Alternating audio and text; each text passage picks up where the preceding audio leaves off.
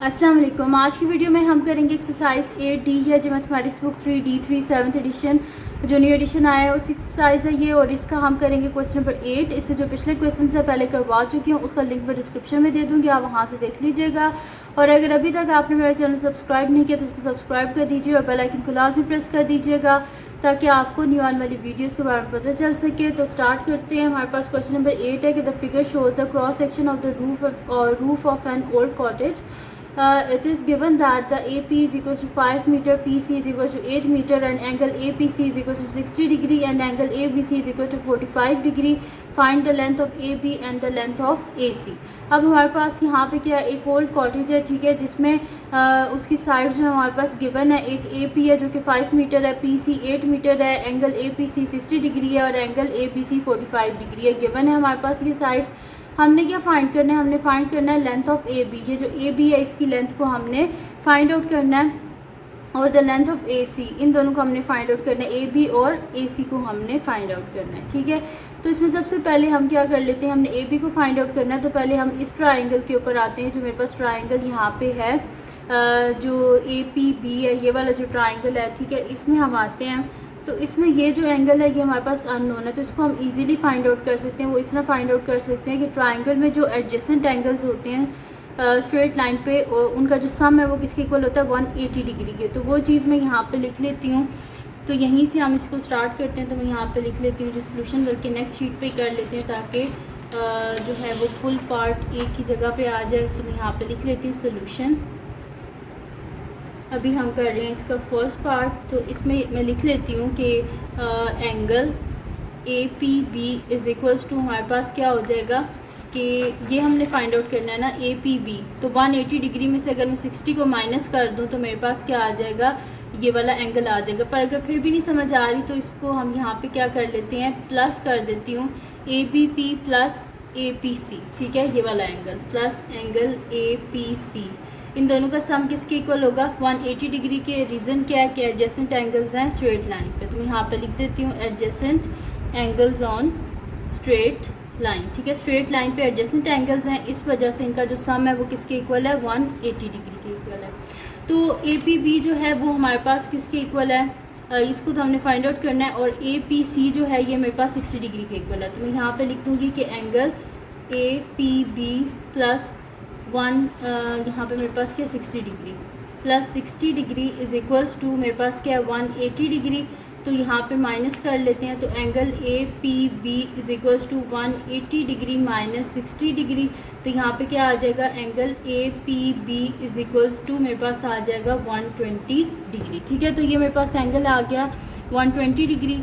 अब यानी कि ये एंगल हमने फाइंड आउट कर लिया है, ये वाला, और ये जो है मेरे पास किसके इक्वल आया 120 डिग्री के।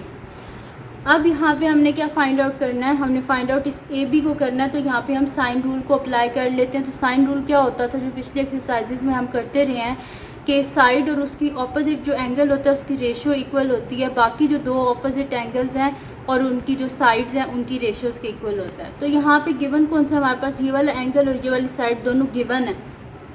तो इनको हम क्या कर लेंगे, इक्वल रख लेंगे। इन दोनों की रेशो को हम इक्वल रख लेंगे, इन दोनों साइड और एंगल की रेशो के इक्वल रख लेंगे। तो मैं यहाँ पे लिख देती हूँ कि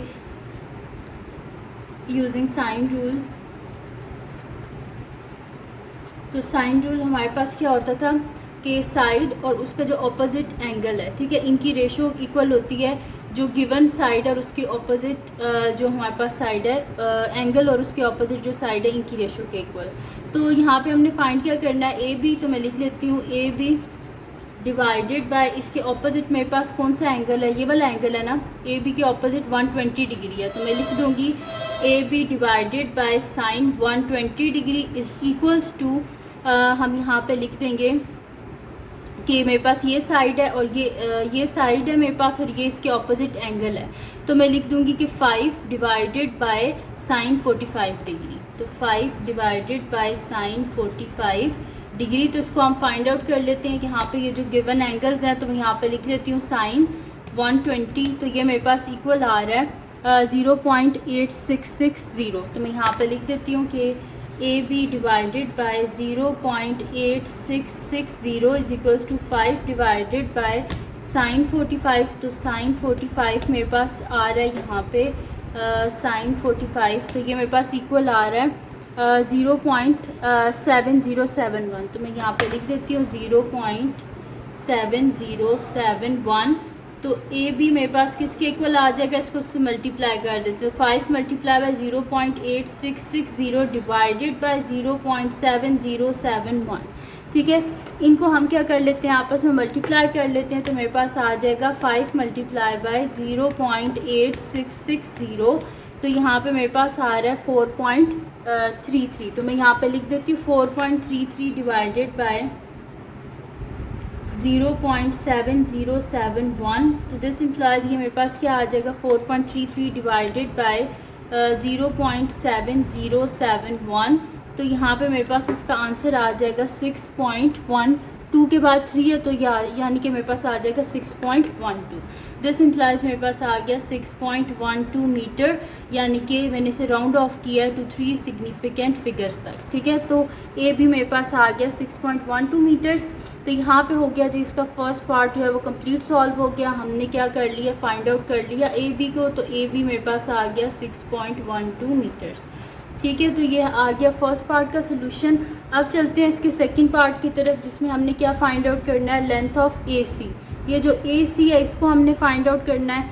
तो यहाँ पे हम क्या करेंगे कि हमारे पास क्या होता है कि हम क्या करते हैं, साइड और उसका जो अपोजिट एंगल होता है, ठीक है, ये हमारे पास इक्वल होता है साइड और उसके ऑपोजिट एंगल। ठीक है, तो वैसे हम इसको नहीं कर सकते, क्योंकि यहाँ पे अगर आप देखें तो मेरे पास साइड एंगल तो है, इसके ऑपोजिट साइड नहीं है, और यहाँ पे मेरे पास साइड है लेकिन उसके ऑपोजिट एंगल नहीं है। ठीक है, तो ये जो है बड़ा मुश्किल हो जाएगा अगर हम इसके ऊपर साइन रूल को अप्लाई करते हैं।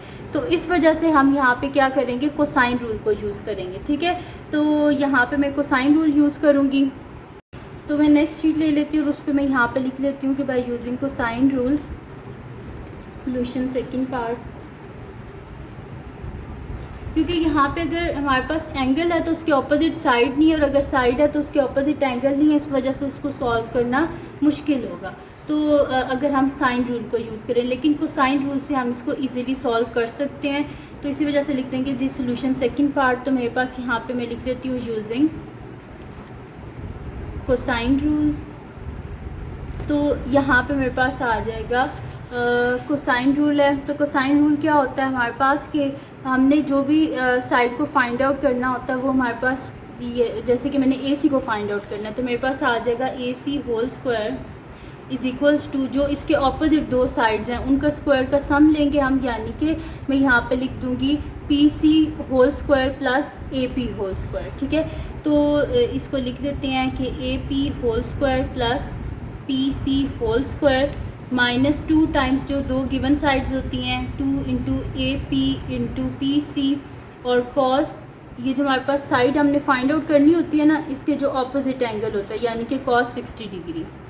अब इसके बीच में हम वैल्यूज़ को सब्स्टिट्यूट कर देते हैं और इसको हम सॉल्व कर लेते हैं। तो यहाँ पे मेरे पास ए पी किसके इक्वल है, ए पी मेरे पास इक्वल है 5 के और पी सी इक्वल है 8 के। तो यहाँ पे लिख देते हैं कि 5 का होल स्क्वायर प्लस 8 का whole square minus 2 times 5 into 8 और कॉस 60 डिग्री।